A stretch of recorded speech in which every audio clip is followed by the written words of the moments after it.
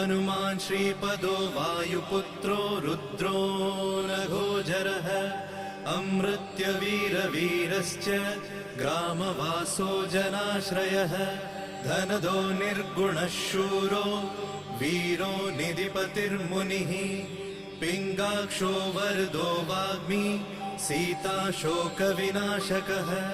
शिवः शर्वत्परो व्यक्तो व्यक्ताव्यक्तो धराधरः पिङ्गकेशः पिङ्गरोमा श्रुतिगम्यः सनातनः अनादिर्भगवान् देवो विश्वहेतुर्जनाश्रयः आरोग्यकर्ता विश्वेशो विश्वनाथो हरीश्वरः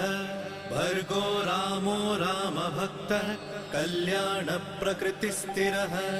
विश्वम्भरो विश्वमूर्तिर्